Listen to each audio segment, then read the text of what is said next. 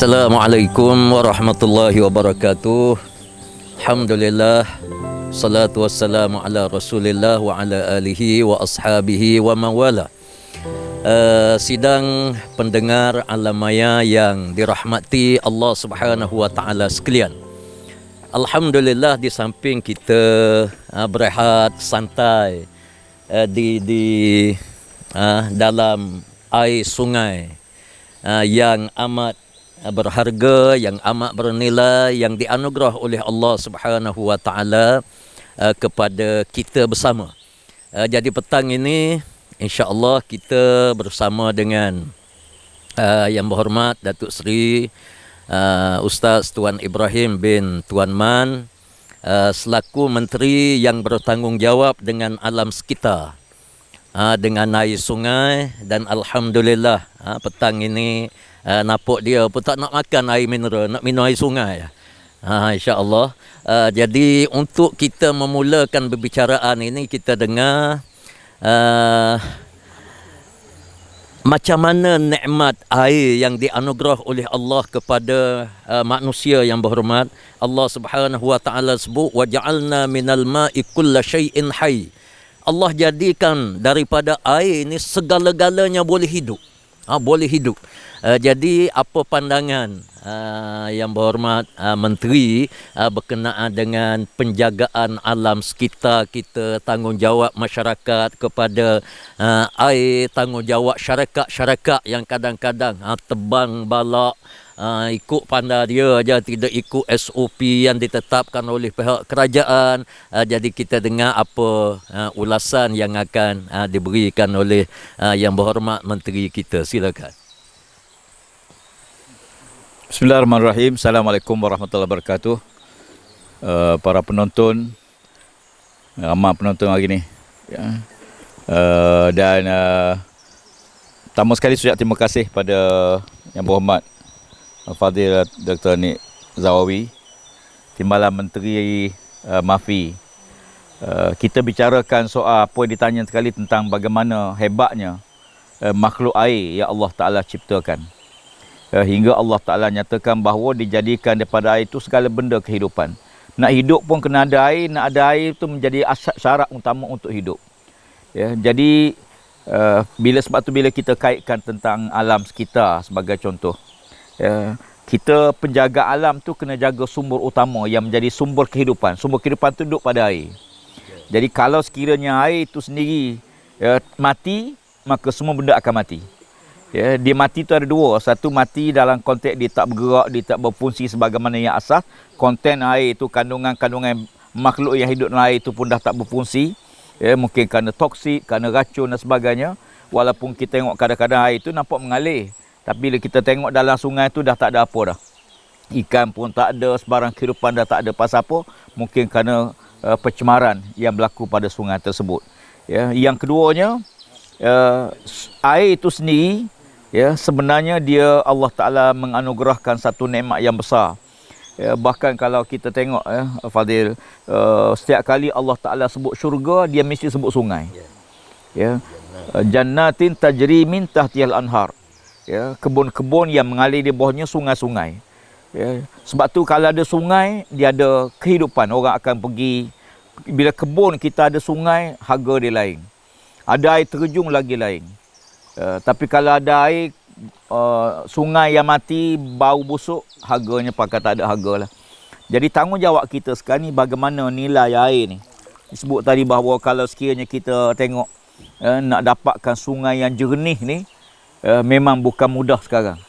Banyak sungai-sungai yang ada tapi dia dah keruh, pencemaran berlaku, mungkin sedimen dia tinggi sangat kerana berbagai-bagai aktiviti. Disebut tadi antaranya ialah pembangunan yang berjalan yang tidak mengikut peraturan. Kita sebuah negara sedang membangun, memang kita akui bahawa kita perlu menjaga alam sekitar.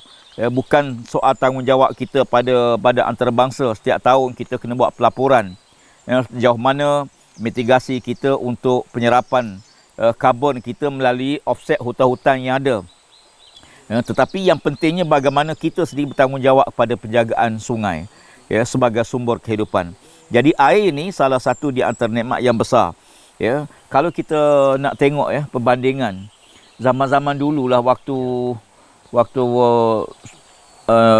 Al-Fadhil Ustaz ni tahu kecil-kecil dulu. Sekarang ni pun boleh tahan lah besar sikit. Masa kecil-kecil dulu, mana suasana sungai pada waktu tu berbanding dengan hari ni.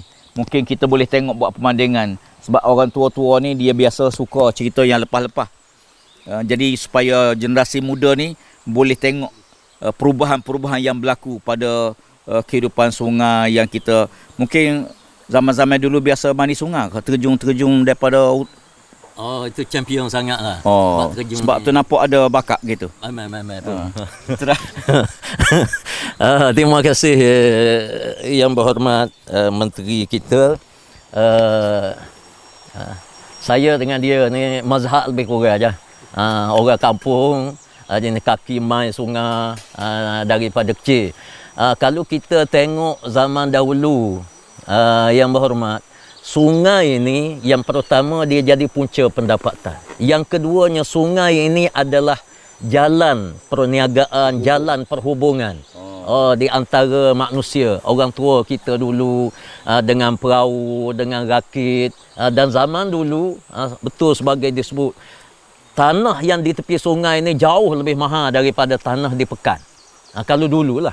Orang berebut di sungai kerana itu realiti sungai. Dalam sungai ini orang yang duduk tepi sungai dia boleh maintain keluarga dia dengan ikan, dengan udang, dengan apa. Tapi dia balik kepada yang berhormat isu sungai yang bersih zaman dahulu. Tidak ada toksik, tidak ada racun, tidak ada apa. Ikan. Air kalau jernih. Air jernih. Orang ambil air ni dia tak payah nak tapis, tak payah nak apa, pencemarannya tak ada. Di hulu sana dia tidak ada orang terbang balak ke apa ke, lombong sana lombong sini. Dan zaman dulu sungai ni Masya Allah, orang jadikan sungai ini satu nikmat yang sangat besar, yang boleh dinilai oleh manusia. Dan sungai ini dia jadi tempat, kalau zaman dahulu pernah orang tua bercerita, kalau dalam keluarga ni nak berkelahi, dia mari bincang kat sungai. Boleh jadi air ni dia memberi kesan yang besar. Sebab kalau kita lihatlah, kalau macam bukan kita nak sebut negara lain, suami isteri dia mari sungai. Sebab itulah zaman dulu dia banyak mari sungai. Orang dulu dia kahwin pun ramai, dia tak balah sebab sebab sungai ini dia lembut, dia boleh melembutkan jiwa manusia. Menyejukkan, memang menyejukkan kita. Sebab itu hatta selah dalam dalam hadis Nabi SAW pun pernah sebut, apabila kalau kita marah, disunatkan kepada kita ambil wudu. Tatawadda indal ghadab. Maknanya kita kena ambil wudu bila kita marah. Dan memang kita manusia ni sentiasa marah. Kadang marah dekat anak, marah dekat isteri, kecuali mazhab takut ke bini lah. Dia ada gini. Dia orang ni kau tua kau cepat marah. Kau tua cepat marah. Dia tua selajak, dia cepat merajuk.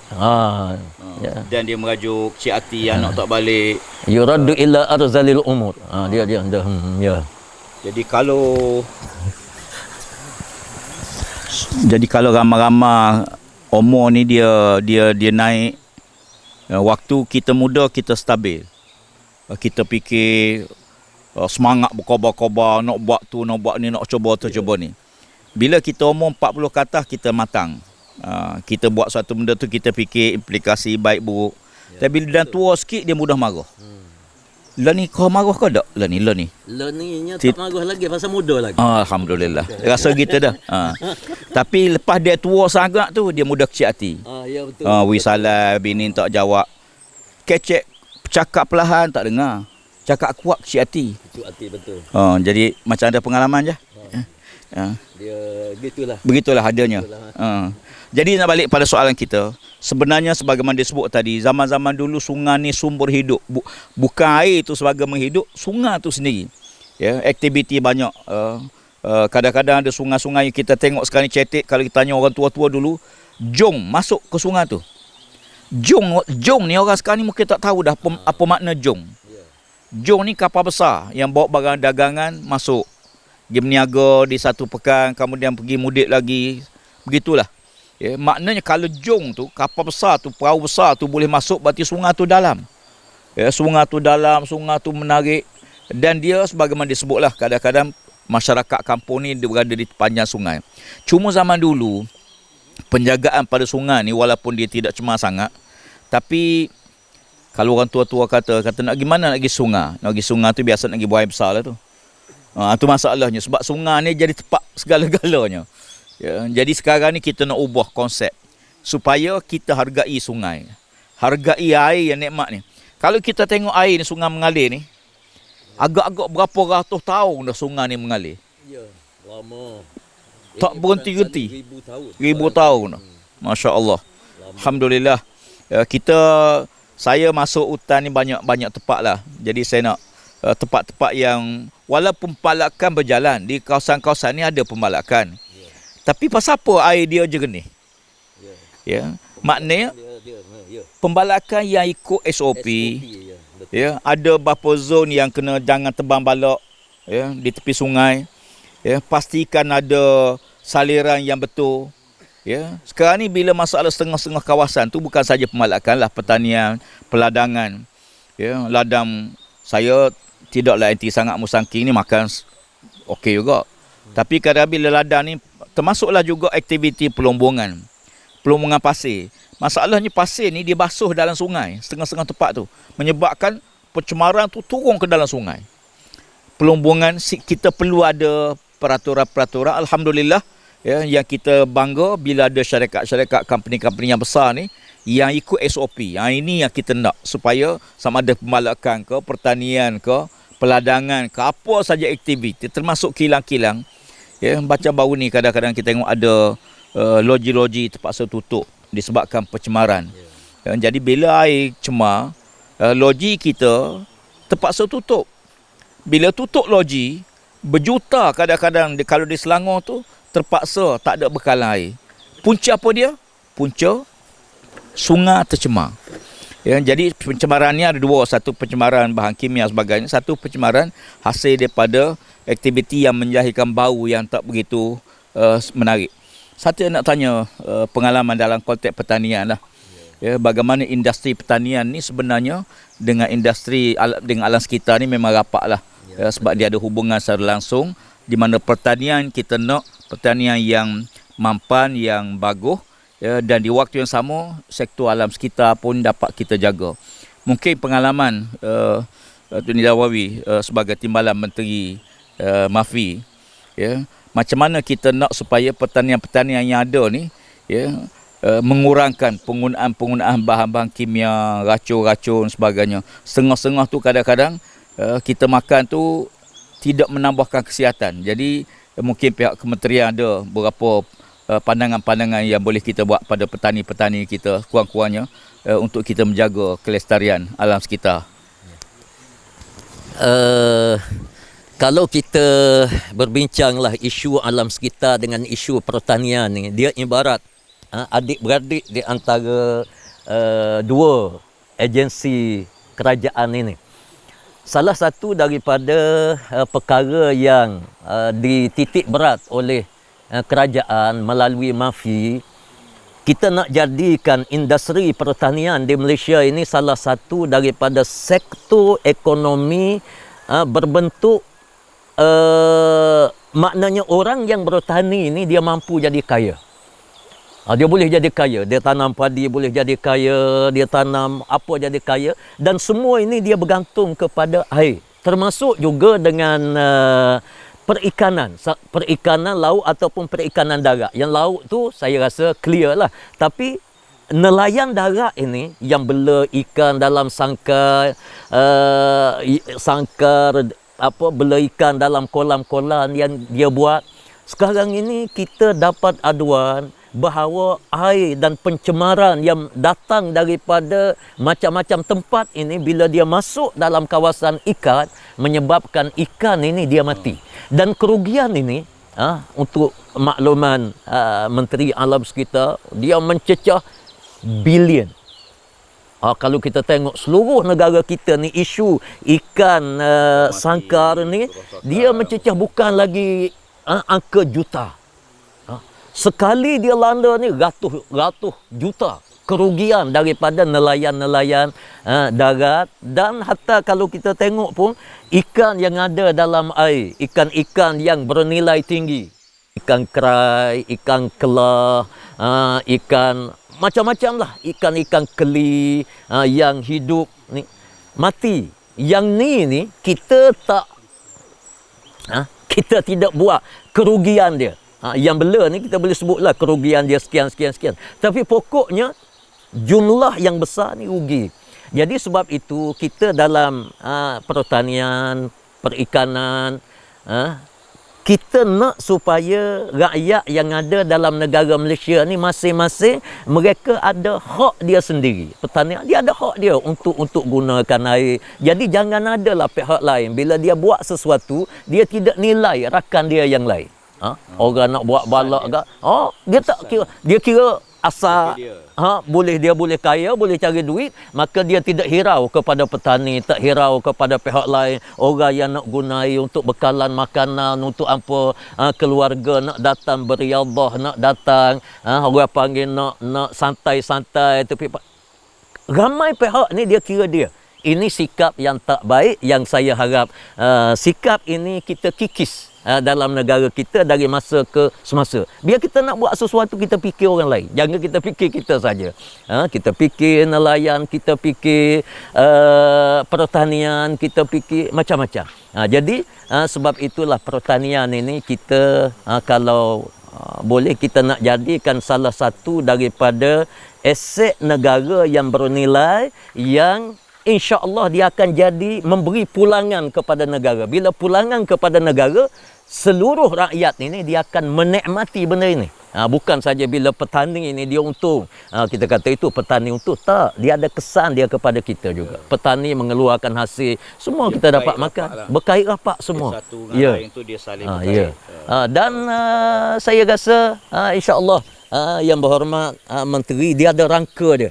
Rangka dia, perancangan dia, macam mana dia nak jaga alam sekitar ini, supaya daripada alam sekitar, daripada air ini, semua rakyat Malaysia dapat menikmatinya. Saya kira boleh dikupas dengan baik. Terima kasih.